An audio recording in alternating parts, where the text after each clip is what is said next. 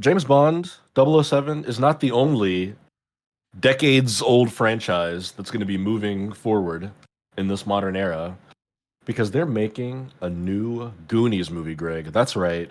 The Goonies, the one you grew up with in your real childhood What and you grew loved. up with. That classic 80s movie, that coming of age adventure story. I'm sorry, I haven't seen The Goonies, guys. That movie, Greg, is getting a sequel. It's been talked about for so many years. It's been 40 whole freaking years since The Goonies came out. All of these actors are grown ass adults at this point. Um, Richard Donner directed it. He passed away a few years ago, but all the actors are around and at various points in their respective careers. But Warner Brothers is moving this thing forward. They got Steven Spielberg producing because what does he not produce this year? Chris Columbus is producing. Hey, Hmm. for all my Sorcerer's Stone Chamber of Secrets fans, also directed the first Percy Jackson movie and produced a shit ton of stuff. I recently learned that he produced Nosferatu. The guy's all over the place. Um, so there you go. Original producers are coming back. Lauren Schuler Donner will executive produce it. Um, Greg, you grew up in the 80s, so surely, 80s and 90s really. So surely you were a fan of the Goonies. Are you excited to see those rascals back on screen together as 40 plus year old adults? Not particularly. There was it's funny story when I was at Warner Brothers Animation. There was a Yeah. cartoon show that was practically fully ready to go. Like they had all the character art, they had all the stories written, like everything. Like I could go through the file cabinets on my lunch break and just look at all these things that they were working on for this Goonies cartoon that eventually got canceled. This was like 06, 07. I Mm. don't know. Like the Goonies is a really interesting film. It harkens back to like of course the 80s and 80s filmmaking and treasure movies, and it has a diverse cast and like all these young up and coming kids. Arguably you have Sean Austin's like one of Sean Austin's first movies that put him on the map. Thanos is Yeah. in it, obviously. So Josh Josh Brolin, baby. Brolin. Yeah, they got the full cast of the original kids here. Obviously, young Josh Brolin, Sean Astin, Corey Feldman, Ke Kwan, Martha Plimpton. Hey, all still around. Yeah, all still around. All all still um around. Many Corey of them Feldman. still Yeah, out I mean there. it's a great cast. It's one of those things where I think it's one of those things that it was a movie. It was a really good movie. It was a really harken back movie. A lot of good vibes on it, and they've been wanting to do a sequel for years. It just fell off. And Kyuhei Kwan, like he must have done this movie like right before. Like he must have been on a plane to do Temple of Doom like right afterwards because he's the same, practically the same age in both of these movies, in Temple of Doom and the Yeah, Goonies. So he was super busy back then. yeah. But I mean, And I I'm don't know. I don't sure. legacy sequels, man. I don't know. Wouldn't it be easier just to like do something new? I mean, like, is it gonna like? That's my question. Like, and like the thing about producing when you're a producer credit, that can mean a lot of things. Like sometimes a producer credit is just something you want to be put on as a producer credit, and you can literally not do anything. You want a producer credit. That's it. Like some Mm. things to get to Producers Guild or whatever. I don't have like Spielberg. I think is just too old, and he's not. I don't think he has it anymore. Honestly, I'm not on stream, but I think SMH. look, How dare you? everyone has their heyday, right? Like everyone, Steven Spielberg is making a UFO movie that's coming out in summer 2026, and my ass is gonna be in that seat Thursday night, baby. Opening night. Space movie. Fun. yeah, I mean that's cool, but I don't know. I feel like I've seen a couple of his new more modern stuff, Indiana Jones 4, and I hated that. And then just the other stuff he That wasn't does. modern. That was 14 years ago. Well, for me it That was was because it was it was I that, was older at that point, and I was just like, wow, he just missed the point on everything. Like I think he dives. It's that we talk about on the show all the time, the out of the box thinking, right? Oh, we can't do this they because it's did too West Side dangerous. Story like 3 years ago. That movie was nominated for like 10 Oscars. People loved it. That movie kickstarted like three different people's careers. Rachel Zegler, who was in it, Baby Driver, although we found out he's a shitty person. Um, I mean, look, you know, uh, he's producing it. Christopher Columbus. Well, so Spielberg had the idea for the original Goonies story. Then Christopher Columbus wrote the script, and then Richard Donner directed it. Yeah. Richard Donner died in 2021.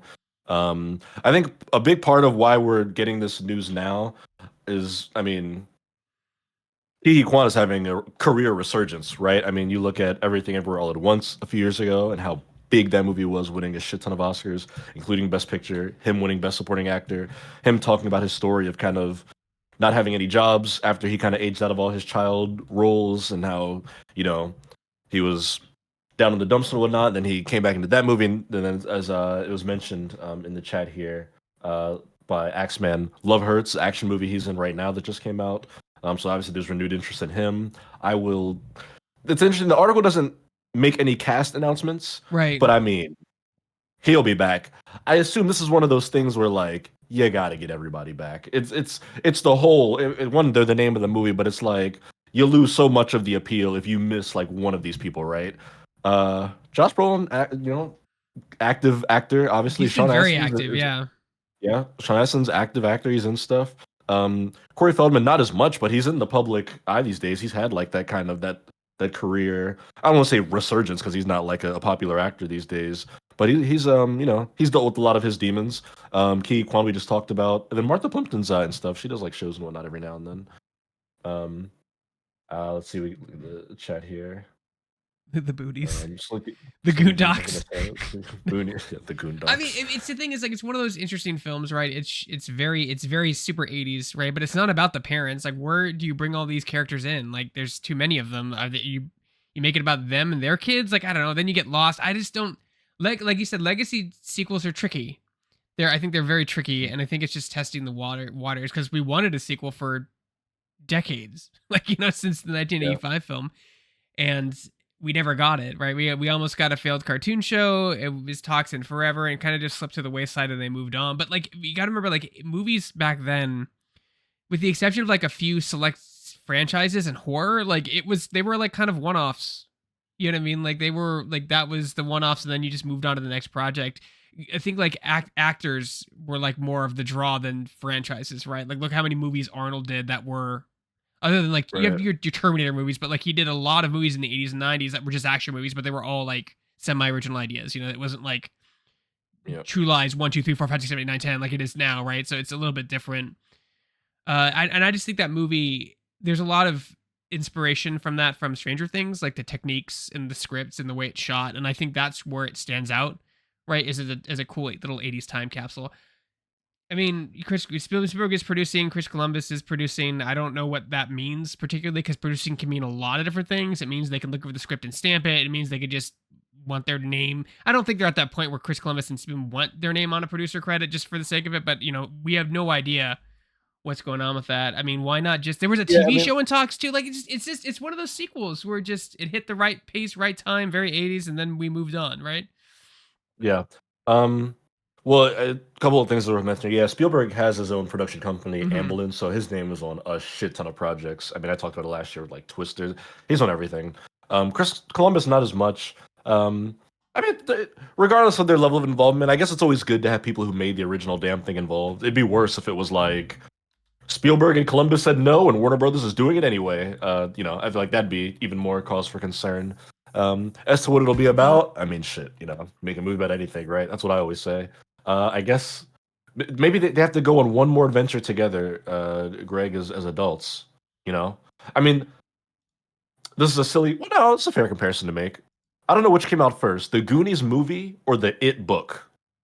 The book might have been 90s It, or was that 80s? Google I don't it know. real fast. I wasn't Google around. because I'm there were like Spielberg at that time like was heavily involved in a lot of productions, and he was renowned for working really well 86. with kids. Like he could give kids really good direction. You saw it in Hook, you saw it in E.T., you saw it. Not easy. You know what I mean? It's not easy to do that, but he had a knack for finding talented young actors and then working with them, right? So that was kind of his thing for a while. And the thing about when you're a kid and you see other kids on screen, you can relate to those kids on screen. So that's why it's a big hit with kids. It's a big generational movie for kids in the 80s because they all related to these kids. We all want to go on an adventure, right? And they're all super young. These kids are like 11.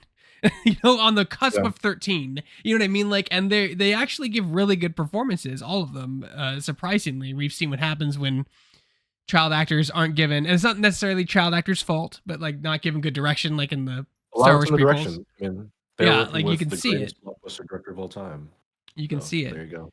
But like I think that's one of the big draws was like Spielberg was good at picking up count, or he had a really really talented casting director, right? That he just trusted fully that would find this talent. that kind of Mm. stuff. Yeah, I mean, you've never seen the movie. It's a total, like I said before, No. a total time capsule, treasure hunting movie. It has a little Yeah. bit of slapstick, not a ton, a little bit, right? Just enough. It has that Indiana Jones esque feel, right? It has that. There is a sense of danger toward the end. You know, it all comes together, and it's like that perfect storm. But if anyone in the chat's familiar with the history of Daikatana, you had some of the best designers of games in the world at the time making a game, and it completely fell apart. That doesn't, just because you hire all the same people to come back doesn't necessarily mean it's a guaranteed box office smash, right? It could just be lightning in a bottle. You know, that's Right. something we say all the time too.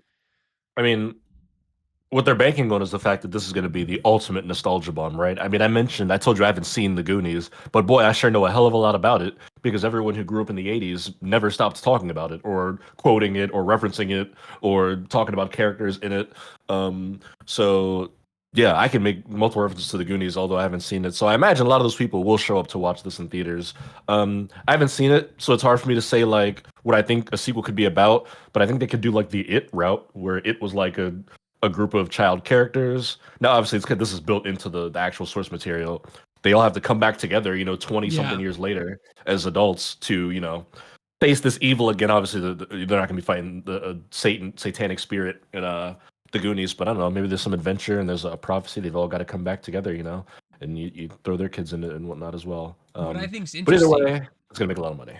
what I think is interesting is that out of all the throwback nostalgia franchises that have tried to come back, and some of them have been successful, some of them have been not, I feel like Stranger Things did it the best. Like, if you want that Spielberg-esque experience of the Goonies and of E.T. and of all these 80s films that Spielberg, Chris Columbus, arguably produced, directed, had a hand in, like Stranger Things, it literally is that.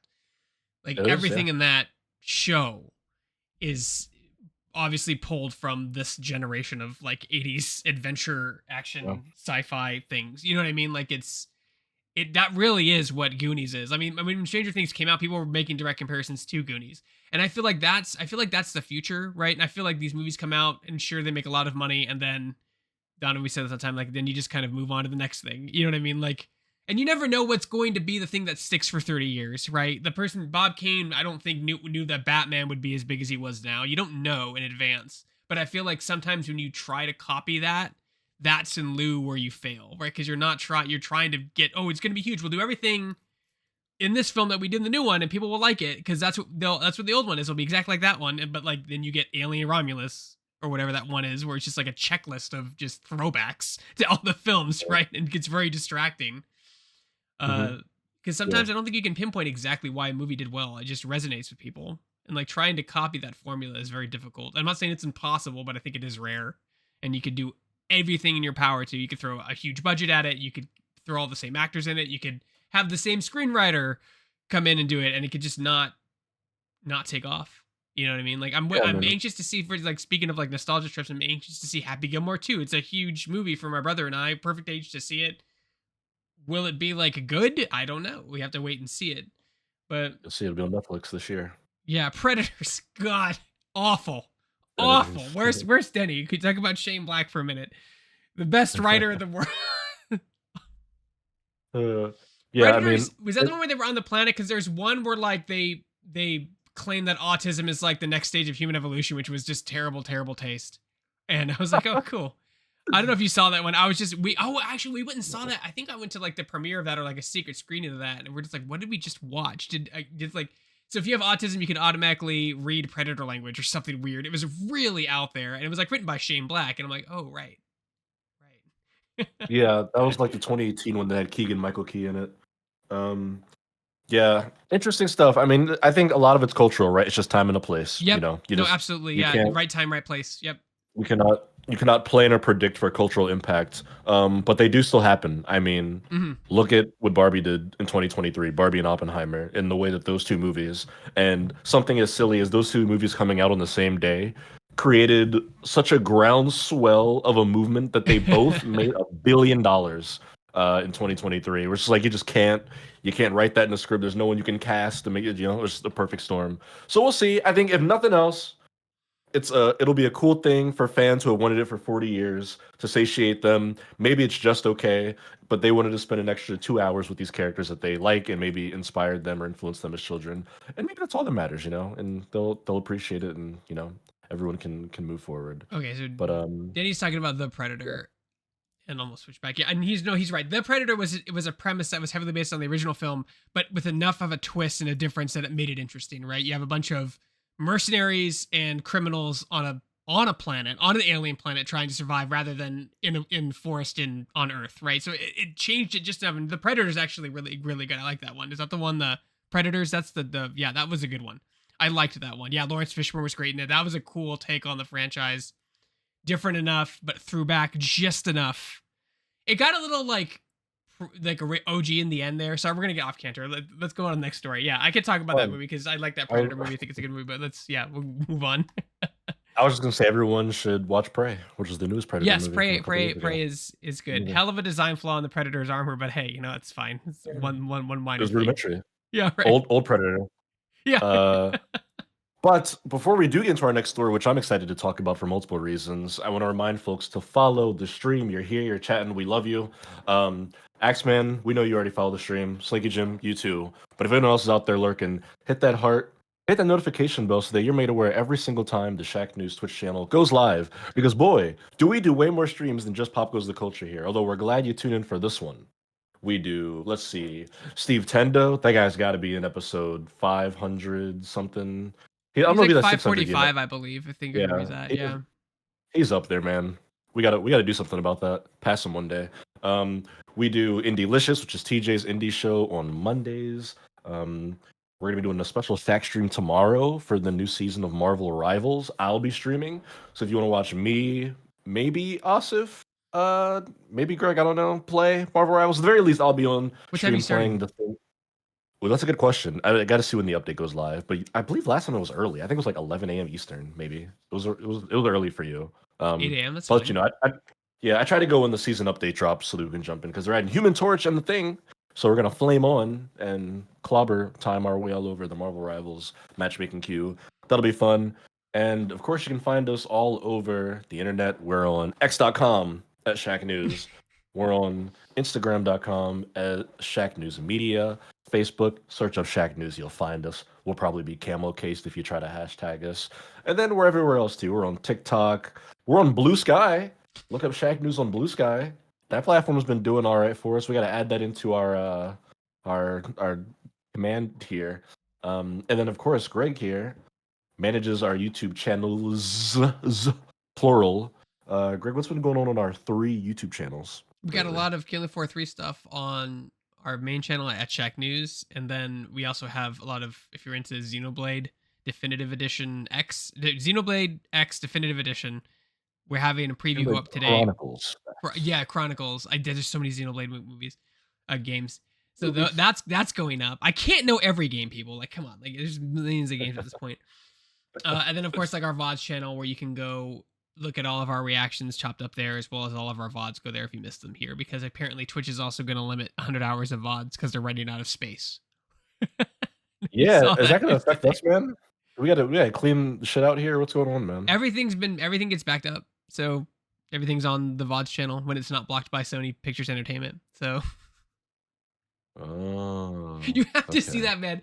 I uploaded our reaction to the trailer, the Until Dawn trailer, and I was like, I've just, it's like blocked worldwide. I'm like, okay, well, like, look, it's a trailer. As you can see, the trailer's 2 minutes. Our thing is 15 minutes. We talk over the entire trailer and give our thoughts and reviews on it. So please kindly remove the block. 2 days later, which means a human actually saw it, denied. They just hit the deny Yeah, button and moved on with their life. I was like, great. So yeah. I It did is an no appeal. secret, We'll see what happens. no secret or surprise that copyright enforcement is pretty fucked in 2025. Oh yeah, yeah, it's bad.